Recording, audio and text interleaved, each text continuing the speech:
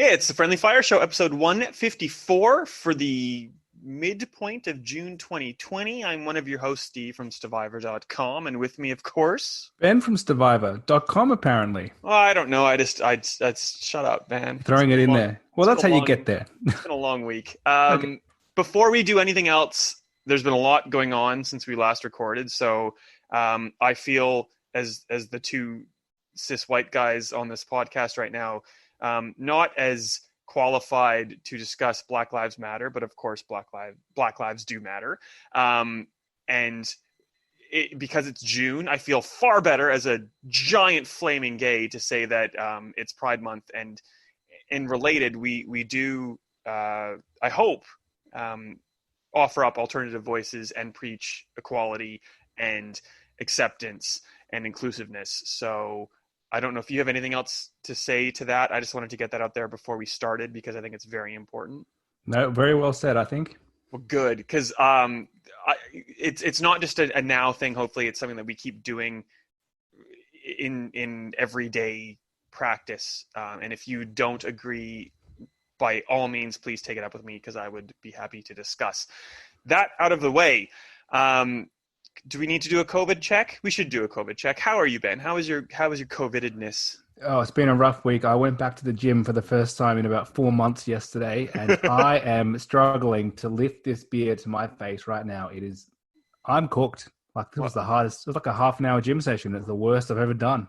So, what are the restrictions? Because my husband just got his restrictions, and so we used to be able to go as a couple. He could take me as a guest, but I can't go as a guest because they can only have 100 people in the gym. It's a very large facility, and There's all these like restrictions on what you can and can't do. Like, did you have all of those things spelled out to you? Yeah, so you had to book. You only get an hour session, and I booked for an early lunch break. I had to book at the 11 a.m. even though I couldn't get there till about 20 past. I wanted 11:30, but it didn't exist, so I had to just go with that. And so that's kind of annoying, but what can you do? Yeah, they can only have 20 people at a time, 10 if it's a class or 20 for the normal gym. And it was just, like every second treadmill is roped off. The machines are further apart. The weights are, I think you're meant to sanitize before you use a new thing.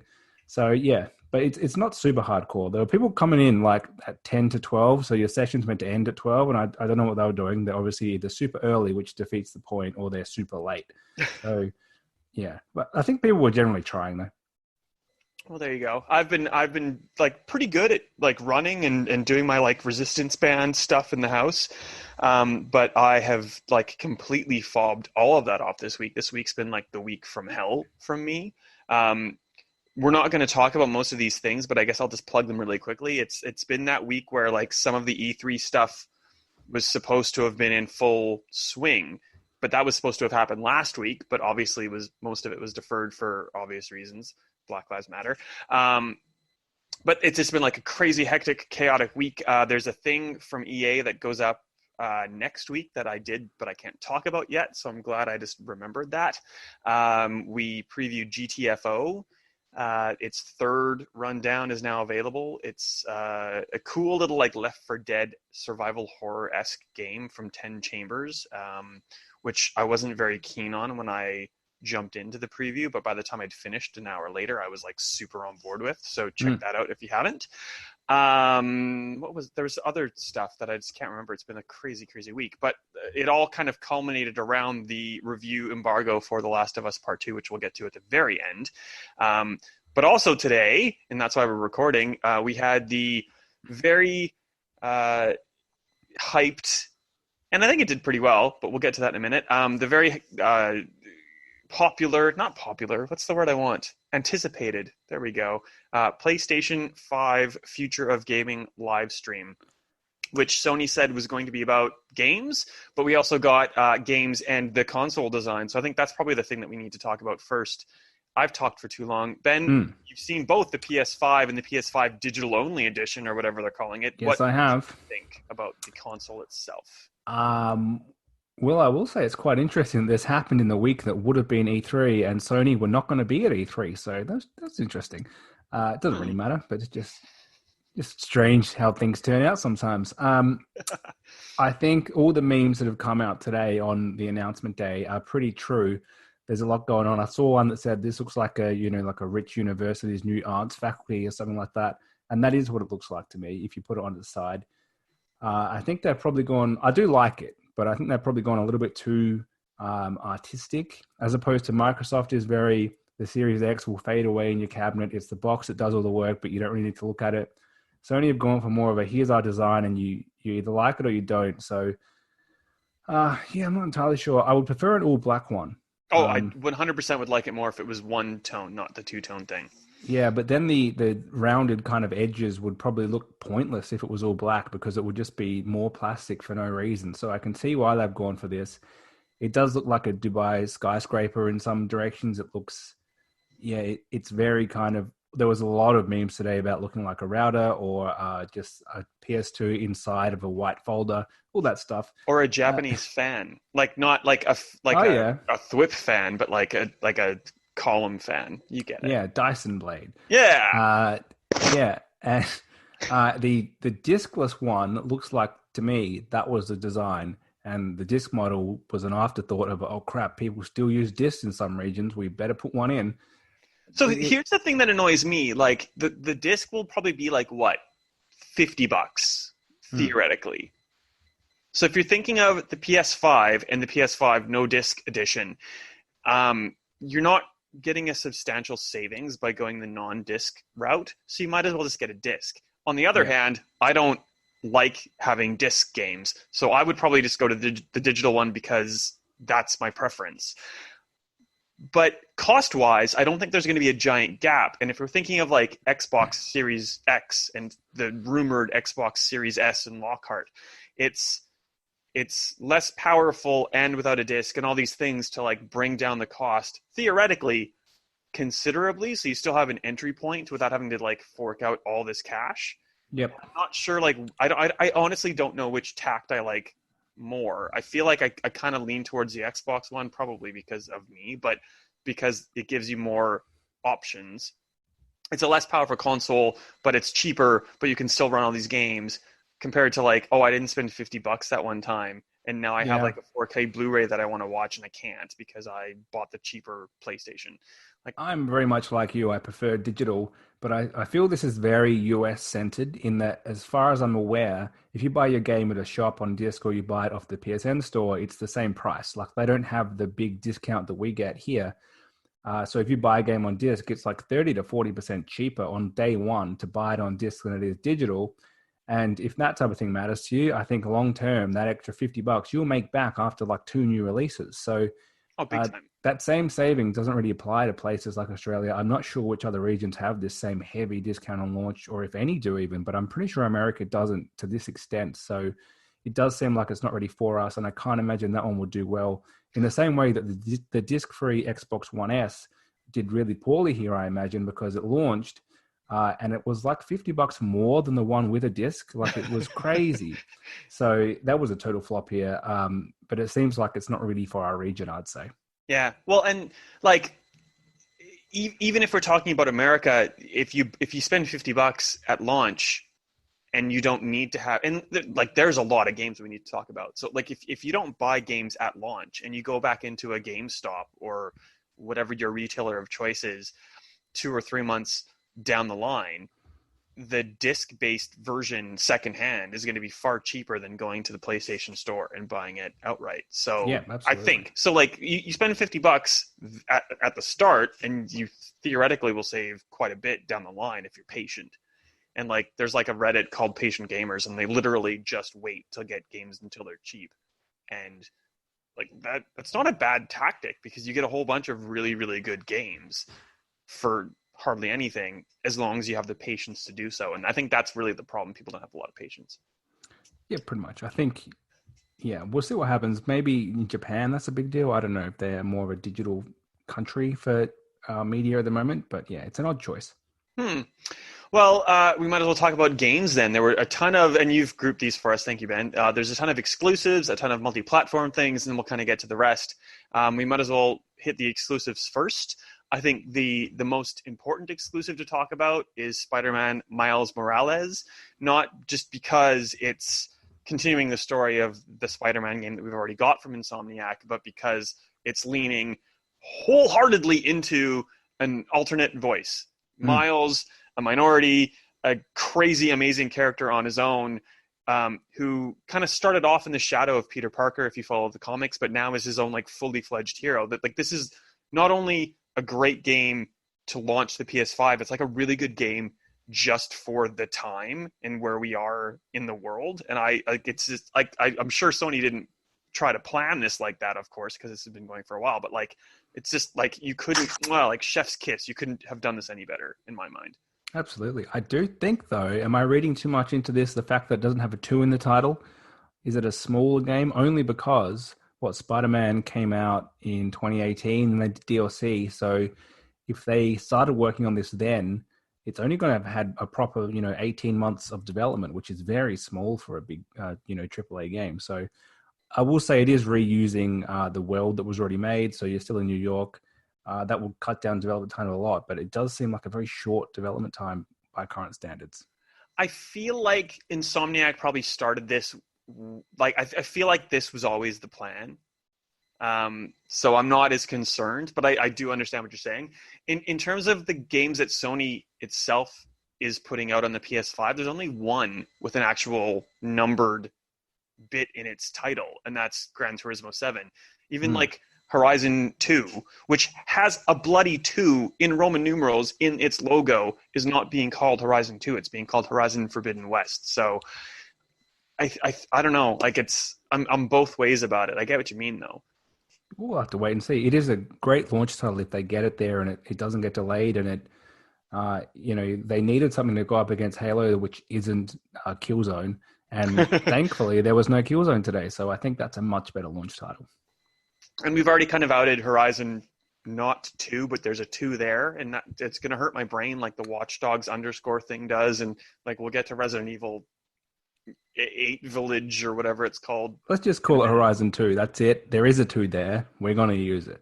So it's Aloy. It's continuing the story of Horizon Zero Dawn, and she's set out to the west, and we've seen screenshots of Aloy underwater with like they're like crazy amazing looking screenshots. By the way, like it's the underwater section is what really like drew my eye to it. She's in San Francisco. You can see the Golden Gate Bridge. It's a continuation of the story. I kind of dunked on it because it was saying that you could play however you wanted, but there were like legit times in the game where you were forced to fight or you were forced to do stealth. So hopefully that's kind of like sorted out, or they don't lean on it so hard in the marketing. But like it looks amazing, so I'm super excited for it. And this is that thing where like Guerrilla kind of had a proof of concept with Horizon, and now like this is they've probably had a good chance to think about the execution, and I'm sure there's a lot of refinements too. I think these were the two real obvious ones. We knew that they were going to go big on Spider-Man and big on Horizon. They were the obvious games to go with a sequel, both being, I guess, one was an original and one was kind of a reboot, new styling. So they were the easy ones to go for. And then I'm going to change the order of this list and go back to something you just mentioned, which is Gran Turismo 7 is the other expected one. Really. It's the other expected one, but it's one we expected about 7 years ago. So, but there was Sport then. Sport. Okay, Sport doesn't count. Sport was trash. I don't know why they take so long. They released Gran Turismo 6 after the PS4 came out, but it was only on the PS3. I remember that coming out and thinking, why? Mm-mm. And then they've somehow missed an entire 7-year console generation, and now they're like, we're going to do it. We've figured out how to make a game. We can do it this time. Meanwhile, Microsoft had pumped out about 7 Forza games, so I don't know why they take so long. And I guess we'll get this, and then we'll get the next one on the PS7. And I'm not the audience for it, but like if it's not like a Horizon, like a Forza Horizon style racing game, I really don't care. So like if we're getting Forza 7, is it Forza 7 or Forza 8? It'll be 8. 8. If we're getting Forza 8, I don't care either. Gran Turismo 7, I don't care. I'm sure there are people that do. And like it's sport games and in racing games that have the biggest kind of advantage in these next gen leaps, because it's like it's pretty defined what the game is. So it's just like leveraging the technology. That's why all these racing games are like 120 frames like instantly, because that's what they do. Like it's good if you're into that.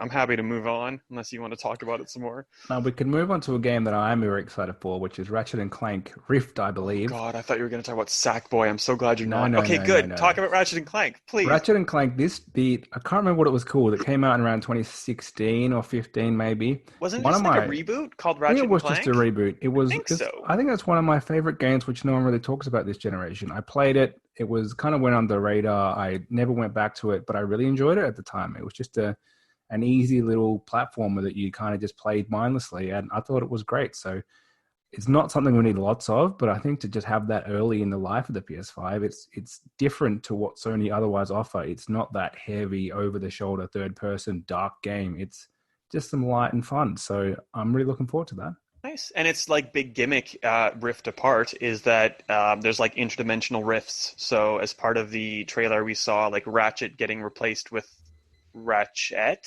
I'm going to say, like a female Oh, okay, yep.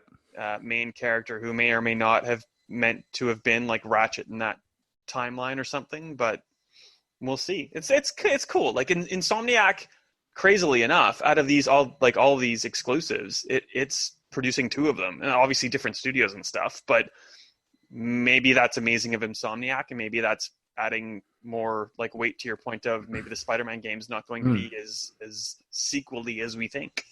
Yep. I talked about it before. So Sackboy, A Big Adventure.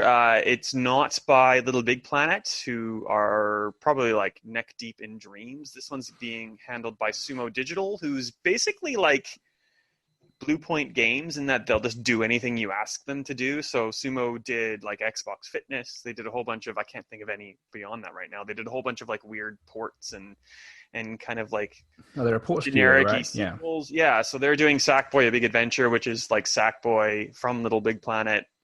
I don't care about it. I don't know if you have anything else you want to mention. I don't really. I didn't notice it too much. I assume it's more you play as Sackboy and it's kind of more structured as opposed to Little Big Planet create your own stuff. I don't know. That's the it's like a different, like a Mario kind of style yeah, platformer, I would assume. I'm not too sure though. Project Athia is a working title from Square Enix. It was one of those ones where it looked kind of cool, but I was like neck deep in writing stuff from the reveal. So it was really short. I think there wasn't much. She can jump really far. She can like pull up like tendrils to like use as a shield and stuff. I don't know. I didn't get much from it. It did seem kind of Horizon-y, but the main thing that happened was, look, there's this giant creature at the end, and then it's splash screen of exclusively for PlayStation 5. So that's why they had it in there. I think this is a while away. I think so as well, especially since it's the only game that had a working title, not the proper title. So there you go. I'm going to save Ben and I are looking at a Word document with games on it. I'm going to skip ahead and go to Godfall, which is developed by, I think they're called Counterpoint. It's being published by Gearbox. It was announced at the Game Awards last year as a PS5 title, and it looks kind of like a Dark Soulsy like dude in medieval armor fighting things style RPG. The thing that kind of caught me out with this reveal or not the reveal, gameplay trailer, I should say, is that it was like medieval kind of like combat, but with like a weird like techno beat behind it, it just fully removed me from watching it properly because I just was kind of like tripped up by the disconnection between what was happening on screen and what was happening in my ears. I don't know if you could disconnect from that. I got to tell you, I did not watch this one. It must have happened. I watched the second half of the presentation covertly on my phone at work while I was doing stuff, so I did miss some of the games. It was just super like hacky and slashy. I don't really care for it. That's probably why I missed it. And that's the same thing in my brain for Little Devil Inside. I can't even remember what it was. By Neo Start or something like that, I think. Yeah, it seems similar. It just had, PlayStation 5 exclusive on it, so it gets a mention. And I've grouped the last two games in the exclusives category because apparently they are timed exclusives, but they've been coveted as console exclusives. So I don't fully know for sure, but they're both Bethesda games. They've both been announced previously. One is Deathloop and one is Ghostwire Tokyo. So Deathloop is an Arcane game. It's being developed by Arcade Lyon. It's kind of like a Groundhog Day-esque game where this person's trying to kill a whole bunch of people, but he's caught in this time loop or death loop. Whenever he dies, he comes back into this loop and he has to kill 6 or 8 targets, and there's like a main antagonist who is deterring him from doing so. And it kind of looks a lot like a Dishonored style of gameplay, which is pretty Very Arcane. expected from Arcane, yeah. But with like a lot of style, like kind of like BioShocky style, but not in the same vein of BioShock. But that's it. Like you can see it. It's very obvious. It's you can tell exactly what it is by looking at the direction, I would say. Yep. Kind of keen for it, but like Bethesda's the only publisher thus far that's come out with like these console timed exclusives, and I just hate it. It's just gross. I hate it with like something like Control putting out their DLC on Windows, PC, and PS4 like 3 months or 2 months ahead of Xbox. Like I just hate it. Like, don't do it. And I know that's probably Sony throwing a whole bunch of cash at a publisher to do so, but like I just wish that wouldn't happen, for one, and I wish the person receiving the cash wouldn't accept it. There were quite a few today. Well, there wasn't heaps, but there was, I know there's, I think, a free version of GTA Online, which is its own thing, which is on PS5 for 3 months exclusively or something like that. So there was a few more. And this used to be a thing with last generation. Xbox did quite a lot. So, they quite publicly had the COD DLC first, which is now on PlayStation. And so they've kind of switched. So Xbox kind of stopped doing that, and PlayStation are getting back on board. So we obviously had Rise of the Tomb Raider, which got a lot of flack for being a 12-month exclusive on Xbox. I don't think they've done one since then that I can think of, whereas PlayStation have come in with something like Resident Evil 7 Remake, and now they've had a couple today announced. So I think you'll see Xbox probably kind of fight back. I don't think they want to, but I think they have to kind of grab a few of their own timed exclusives, because they don't really have a choice. Otherwise, they're going to be just back where they were last generation, people saying you don't have enough stuff. And Sony's boosting theirs with stuff which should be multi-platform. So yeah, I agree with you. I would love this not to happen, but I think that one side is playing it, the other one has to as well. And it's wholly whoever's like leading the market at the moment. So like when all the stuff that you were talking about was happening, that's because Xbox 360 was on top, and now that PS4 was on top, you've seen it kind of shift to the other direction. But yeah, it's gross. The other thing as well is Ghostwire Tokyo, which was the E3 announcement last year with like the most adorable Japanese woman like talking about the game. She's since left the company, but that's fine. It's by Tango Gameworks, who did the Evil Within 1 and 2. Oh yeah. And it's very similar in kind of like aesthetic. It's in Tokyo. It's like Stray, which is something that we weren't really planning to talk about, but it's like this cool game where like you're in a Tokyo or Tokyo-esque environment, and like the world is very Japanese and vibrant and neon and like pulsating with life, and all this crazy stuff is there. In the case of Stray, you play as a cat, which is awesome in its own right, but in the case of Ghostwire Tokyo, you're playing as like a detective or something. I don't know. And there's this like crazy ghosty stuff happening. So like there were girls in school outfits without heads. There were like the Samara from The Ring, kind of like long dark hair in front of their face, like little girl kind of ghosts. There was just a ton of creepy ghosts, and I didn't really get a lot of sense of what the gameplay would be like, but I definitely got the atmosphere, and I'm totally on board for it. Is it directed by our mate Shinji Mikami, friend of the show? Definitely, Shinji. So it should be good. But again, exclusive, at least for a certain time, to PS5, which is like, okay, I'll play on PC, I guess, then. But ugh. Only because maybe I'll get Gamerscore. God, that sounds horrible. You know what I mean? I just have a preference. Yeah, if it's multi-platform, I'll play on my Xbox because I want to get Gamerscore. I agree, but I'm happy to play on PlayStation if it's out there first. That's why I'm going to have both consoles, but it would be nice to have the choice. Something which is not only on PlayStation 5, because it's also on PlayStation 4, is Oddworld, Soulstorm, and Jet the Far Shore.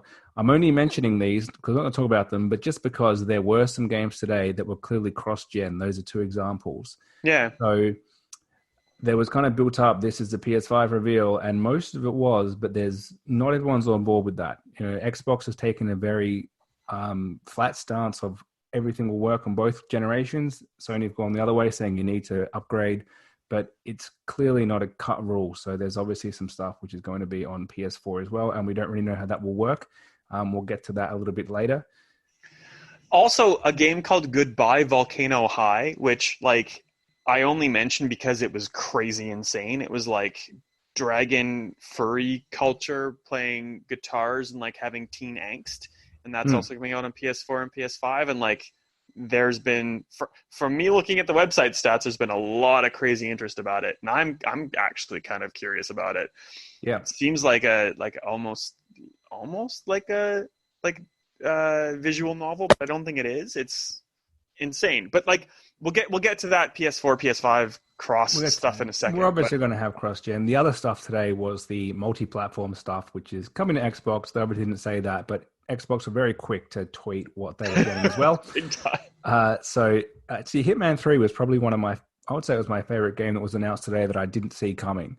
Because I knew there was going to be Spider-Man and Horizon, and I really like Hitman 2, so I'm glad to see another one. And they also confirmed later on that it's the same modular style game. So all the levels from Hitman 1 and Hitman 2 will be remade with the updated, if there is, gameplay features of Hitman 3. So it's going to be a gigantic game if you play all of them again. And yeah, I'm really looking forward to it. Yeah. PC, Xbox Series X, and PS5. That's Same it. for the 2 Capcom games announced today. The first is, Resident Evil 8-age, or Resident Evil-age, or Resident Evil Village. Look how I've written it here. That's the correct way. Oh God. So it's properly called Resident Evil Village, even though in the Resident Evil 7 style, the VILL is a Roman numeral which stands for 8. So it's Resident Evil 8, but it's not called Resident Evil 8. It's called Resident Evil Village. But it also is called Resident Evil 8. Oh God, like I don't even know. Like don't even start me. Yeah. It stars Ethan Winter, who was the protagonist of Resident Evil 7. So it's that same first-person experience like Resident Evil 7 was, despite the success of Resident Evil 2 and Resident Evil 3. Chris Redfield, who is a longtime protagonist in like most of the games. I'm not going to bother trying to spell them out. Also stars, and I think the biggest takeaway for me out of all this is that all of the rumors that I've heard about Resident Evil 8 or Village have proven true. So it's in like this kind of snowy, castle-y thing with an aesthetic very similar to Resident Evil 7, where there's like a lot of like mutilated animal carcasses on the ground, and it looks like just families have lived in squalor and just like left their crap around. But there's also werewolves. So I don't know how to marry this all together in my brain. It just sounds putrid, but also I love Resident Evil as a franchise, and I'm sure I'm going to be on board. I'm just like, I have low expectations that this is going to be amazing, but I hope Capcom proves me wrong. This is where I'm going. That's what they did with 7. I think the expectations were so low then, and they but kind of 7, blew everyone I was away. on board from scratch. Yeah, okay. It was atmospheric. We had the kitchen demo and stuff, so there was all this like build up to this like new kind of Resident Evil experience. And if I'm being honest, I think leaning on Chris Redfield, one of the like old style protagonists, to kind of drive the plot forward is a bad choice. Like if you're gonna double down and have bloody werewolves, like just do it. You don't need Chris Redfield. Just go do it. But anyway, that's just me. The other game was called Pragmata. Did you check out Pragmata? Not really, to be honest. It was like Death Stranding-esque in that there's like a little girl walking around a city, and she's accompanied by like a person in a spacesuit, like a full-on like you work for NASA spacesuit, and the spacesuit has like this arm that like gives capsules to the little girl, and she fires them around this like urban area, and like when the capsule explodes or whatever, it like shows you memories from the past. So it's like it's very Death Stranding-y, and I hope it's not like actually like Death Stranding-y. But it's not till 2022, I believe. Like it seems like it's a Capcom game that's very much just in development. I'm kind of doubting what I've just said, so I'm trying to like find a date that I've written. That's all right. They were always going to do that. That's very There were going to be a couple of games which are miles away. They just wanted to beef up their content. It's definitely 2022. So there you go. So in the Sony style, here's a game that you're not going to get for quite a while. Get hype. No problems there. So before we get into like the stuff that we were expecting and didn't get, what did you think was good about the entire event? I think the general feel of it and kind of the theme, they were very quick with the games. They've learnt from their own mistakes years ago at E3, and this is similar to their last couple of E3s, where it was game. But they're pretty short, pretty succinct. Even when they had people on screen, they only spoke for a few seconds. I think Sony have got down that presentation style, and it's great. So I think everyone else should copy that. I would have liked the console to be announced a little earlier, but they kind of ended with that. They showed it off. We talked about it already, but I think they had to show it, and they finally did. So that's there. I think they had enough variety. I think we knew they were going to have the sequels, so we talked about those, but they had enough kind of different indie games. A few surprises like Hitman 3, which at least I didn't know about. And I think it wasn't that mind-blowing, here's the next gen like the PS4 reveal was, but it's what we're getting now. So I think a few people have said there's the days of you have a console box for 5 or 6 years, then you get a new one and you toss the old one away. Those are done. It's a smaller transition, and that's what we got, and that's what we should expect. What about you? You nailed it. I like that we finally get to see what the PS5 looks like. I like that it was all games. And quite honestly, if I'm thinking back to what Xbox did with the Xbox Series X in May, with like a whole bunch of kind of like mid-tier third-party games, like that's not the way to really introduce your console. So Sony has come out of the gate and nailed it. Absolutely nailed it. I would have liked a proper release date. I would have liked an idea of price, but of course you're not going to get those things. And I'm not sure what Sony has up its sleeve now in the lead up to launch. So I guess we're just going to see like Nintendo Direct style deep dives into these games, but that's cool. I feel like we didn't get a lot of information about them, so I'm like fully on board for that too. So I feel like Sony's put most of its cards on the table, and now we just get to like revel in it, and that's good. It's refreshing. Which moves us to what was missing, and I'm thinking that they're missing because they're not there. So as you said, Sony seems to have put out all their major cards here of what is possible, what you were getting with PS5, whereas Xbox is more drip feeding stuff. So the main things we were hoping to get confirmation of today were the equivalent of Smart Buy, which is your cross buy, cross save. So smart delivery, but smart close delivery, enough. Whatever it's called.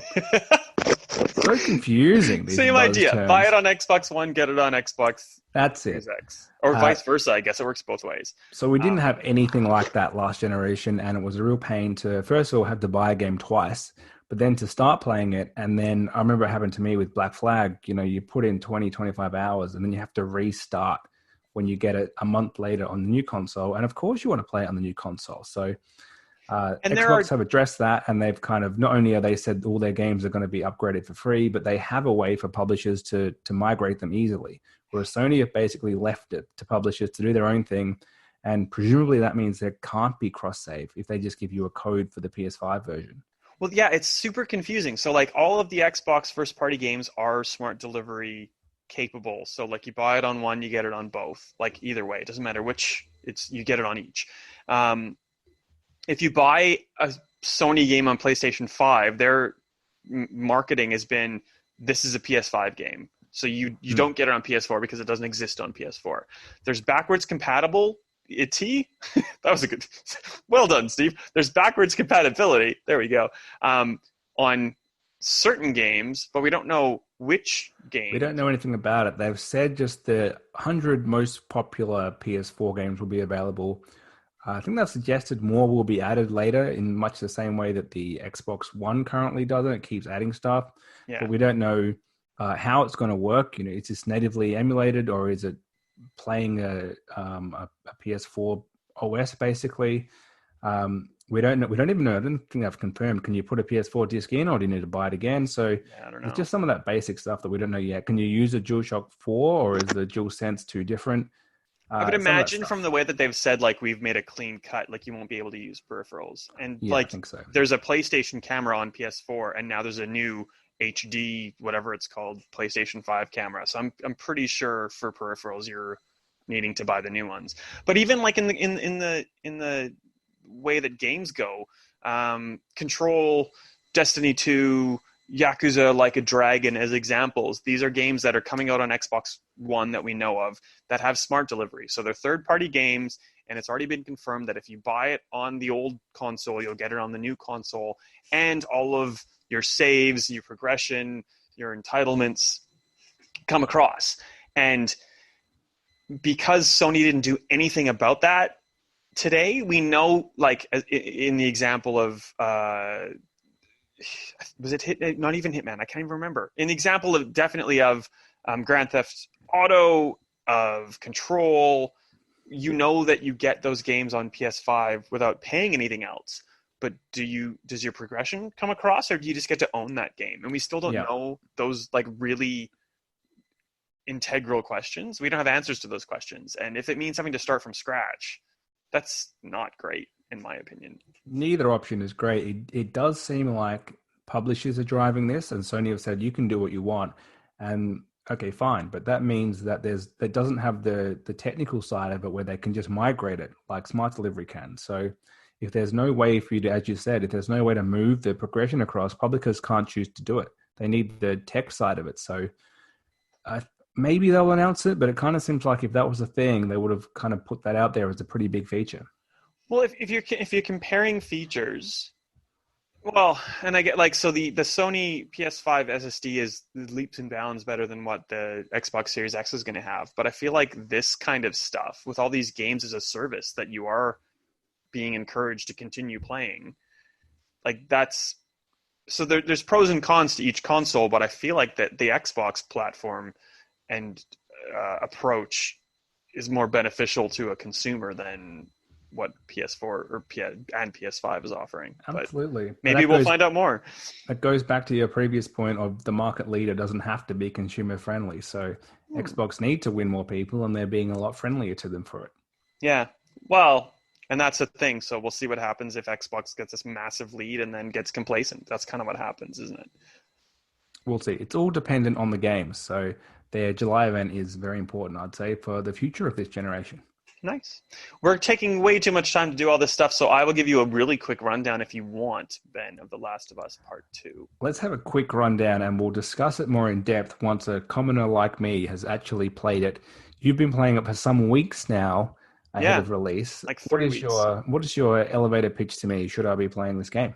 I have a lot of stuff that I cannot talk about because of NDA, but I really didn't find it difficult to speak around it. But that seems to be like this weird theme that I've seen now that we've published and I've read other people's reviews. But anyway, beside the point, it is a long game that is bloated, and it seems like it's kind of dripping in Naughty Dog arrogance, where they think they've become master storytellers and can do no wrong. If I'm speaking super generally, it buries gaze, not figuratively this time around, even though the first did quite a bit of that. It's doing it emotionally, figuratively. And I see all of the story beats either repeating from the first game or designed to manipulate you into feeling emotion at the detriment of the stereotype or the minority that is kind of having all this leaped or heaped upon them. So story-wise, gigantic mess. Gameplay-wise, super amazingly, crazily good. Like it's one of those weird games that's going to be super divisive because the gameplay components are amazing. If you skip all the cutscenes and just play the game, you're going to love it. If you are more after a narrative approach, I don't think you're going to find it as easy to either like love or hate. You see, that just sounds like the opposite to the first game to me. So I just played a little bit of it again recently, and it reminded me that the story was amazing, and that's why I played it. And at the time, I liked the gameplay, but playing it again now, it feels quite dated and a bit clumsy. So the gameplay is very B grade compared to this amazing story. It Yeah. sounds like it's flipped.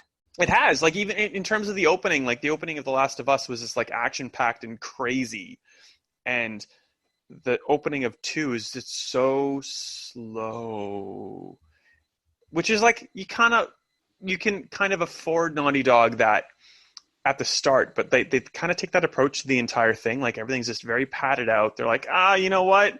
That's a super important story beat that you want to know about.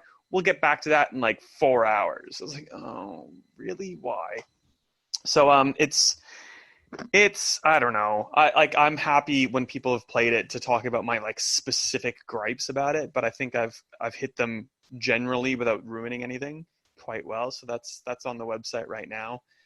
It's reviewing fairly well, and that's fine. Like, I'm not saying you don't like it. I've still recommended people play it, but I kind of want people to play it to talk about it and kind of air their grievances more often than not. But that's just me. No, I think you're pretty fair. You gave it an 8 out of 10 overall, and you've suggested people play it. So, you know, we sounded quite negative then, but it's just compared to the... certainly not Death Stranding. Thank you, listener.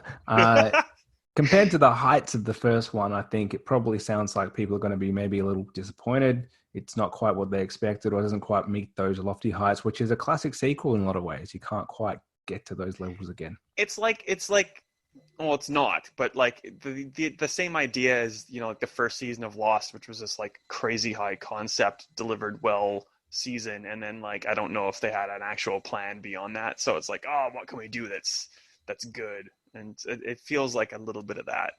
And like my huge problem with it is about like LGBTQ representation, and it's there's a lot of people that I've seen kind of being like, oh, but you got representation. It's like, well, yeah, but representation and having representation is one thing, but like being used as a pawn is another. And that's really where I have a big problem with how it plays out. But that's just me.